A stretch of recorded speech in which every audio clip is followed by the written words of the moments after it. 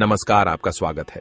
दोस्तों, भगवान श्री कृष्ण वास्तुशास्त्र का विशिष्ट ज्ञान रखते थे। उन्होंने समय समय पर धर्मराज युधिष्ठिर को वास्तुशास्त्र का ज्ञान दिया। यह ज्ञान समस्त मानव जाति के लिए अत्यंत महत्वपूर्ण और कल्याणकारी है। श्री कृष्ण ने 2 ऐसे पेड़ पौधों के बारे में बताया है जिनका भवन की सीमा में होना दुख एवं दरिद्रता लेकर आता है। ये वृक्ष घर के सामने होने से उस घर में निवास करने वाले लोगों की कभी उन्नति नहीं होती है। उन्हें हमेशा पराजय और निराशा का ही सामना करना पड़ता है। दोस्तों, वास्तुशास्त्र के अनुसार वृक्ष तथा पौधे हमारे भवन की सुंदरता को बढ़ाते अवश्य है, साथ ही ये वातावरण को शुद्ध रखते हैं। वृक्षों से सकारात्मक ऊर्जा का संचार होता है, जो हमारे जीवन के लिए अत्यंत आवश्यक होती है। वृक्ष नकारात्मकता को कम करके वातावरण को अधिक सकारात्मक बनाने का कार्य करते हैं। घर के सामने शुभ पेड़ पौधे लगाने से घर में बरकत आती है। साथ ही ये पेड़ पौधे कई प्रकार के वास्तु दोषों को नष्ट करते हैं।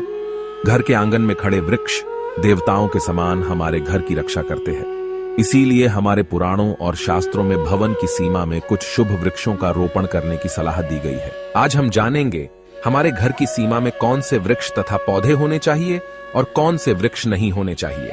जैसे कुछ वृक्षों को शास्त्रों में शुभ बताया गया है, उसी प्रकार से वास्तुशास्त्र में अशुभ वृक्षों तथा पौधों का वर्णन मिलता है। इन वृक्षों का घर की सीमा में होना अशुभ और अमंगलकारी होता है। ये वृक्ष घर के सामने होने से दुख तथा दरिद्रता का ही सामना करना पड़ता है। इन वृक्षों के सानिध्य में रहने पर धन का नाश होता है, शत्रुओं में वृद्धि होती है, मनुष्य अपना मान सम्मान तक खो देता है। इसीलिए यदि आपने भी जाने अनजाने में अपने घर के आंगन में अथवा घर के अंदर ऐसे वृक्ष तथा पौधे लगाए हैं, तो बिना देरी किए उन्हें तुरंत हटा देना चाहिए। तो चलिए जान लेते हैं मनुष्य को कौन से पेड़ लगाने चाहिए और कौन से नहीं। सबसे पहला है पीपल का पेड़। किसी जलाशय के समीप पीपल का वृक्ष लगाने वाले मनुष्य को जो फल मिलता है वह सैकड़ों यज्ञों के समान होता है। जब पीपल के पत्ते उस जलाशय में गिरते हैं तो वे पिंड के समान होकर पितरों को तृप्ति प्रदान करते हैं। इससे सभी प्रकार के पितृ दोष समाप्त हो जाते हैं। श्री कृष्ण कहते हैं, जो मनुष्य नित्य स्नान करके पीपल को स्पर्श करता है वह सभी पापों से मुक्त होता है और कभी पराजित नहीं होता है। पीपल को स्पर्श करने से लक्ष्मी की प्राप्ति होती है और उसकी प्रदक्षिणा करने से आयु में वृद्धि होती है। पीपल की जड़ में श्री विष्णु, तने में शिव जी और अग्रभाग में ब्रह्मा जी स्थित रहते हैं। सोमवती अमावस्या के दिन पीपल को प्रणाम करने से जो फल मिलता है वह 1000 गाय के दान के बराबर होता है। इस संसार में पीपल के समान कोई वृक्ष नहीं है। साक्षात श्री हरि इस वृक्ष के रूप में पृथ्वी पर विराजमान है। पीपल के वृक्ष को चोट पहुंचाना अथवा उसकी टहनी तोड़ना महापाप माना गया है। ऐसा मनुष्य एक कल्प तक नरक में रहता है और जो पीपल को जड़ से काटता है उसका कभी नरक से उद्धार नहीं होता है। दूसरा है आंवले का वृक्ष। श्री कृष्ण कहते हैं, आंवले का फल समस्त लोकों में प्रसिद्ध और परम पवित्र है। आंवले को लगाने से स्त्री और पुरुष जन्म मृत्यु के बंधन से मुक्त हो जाते हैं। यह पवित्र फल भगवान विष्णु को अत्यंत प्रसन्न करने वाला एवं शुभ माना गया है। इसको खाने से सभी पापों से मुक्ति मिलती है। आंवला खाने से आयु बढ़ती है, उसका जल पीने से रोगों का नाश होता है और आंवले को जल में मिलाकर स्नान करने से दरिद्रता दूर हो जाती है और सभी प्रकार के ऐश्वर्य प्राप्त होते हैं। जिस घर में आंवला सदा मौजूद रहता है उस घर में कभी दैत्य और राक्षस नहीं आते हैं। एकादशी के दिन अगर आंवला मिल जाए तो संसार के सभी तीर्थों से बढ़कर फल प्राप्त होता है। अपने केश में आंवला लगाने वाला फिर से मृत्यु लोक पर जन्म नहीं लेता है। जिस घर के सामने आंवले का वृक्ष होता है वहां पर साक्षात लक्ष्मी नारायण निवास करते हैं। तीसरा है अशोक का वृक्ष। दोस्तों, पद्म पुराण के अनुसार अशोक के वृक्ष में अप्सराओं का निवास होता है। यह वृक्ष शोक का नाश करने वाला तथा निराश को समाप्त करने वाला होता है।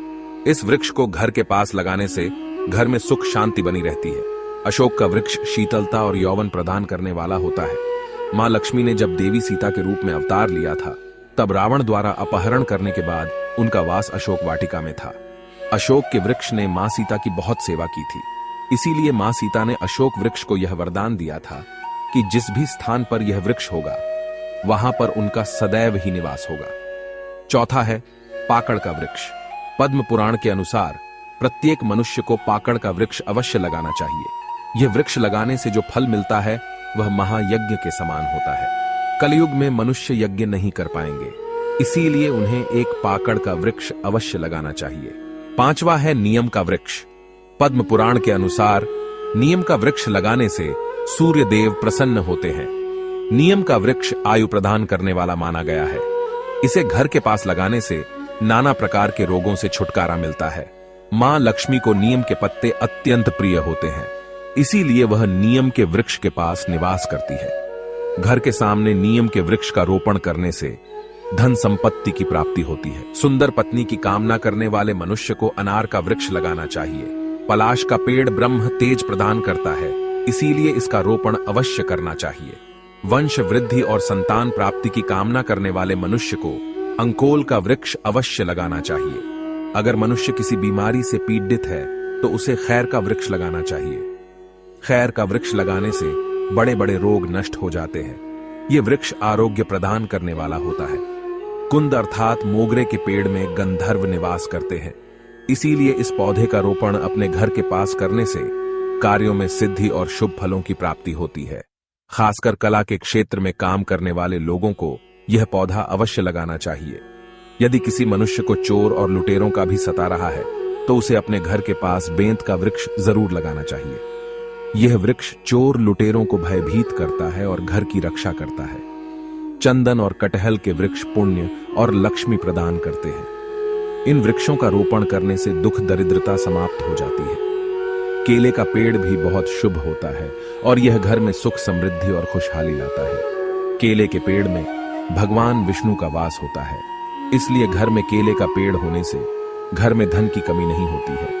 हर श्रृंगार के पौधे को पारिजात भी कहा जाता है। इस पौधे की उत्पत्ति समुद्र मंथन के समय हुई थी और मां लक्ष्मी भी समुद्र मंथन से ही प्रकट हुई है, इसीलिए पारिजात के पौधे का बहुत अधिक महत्व है।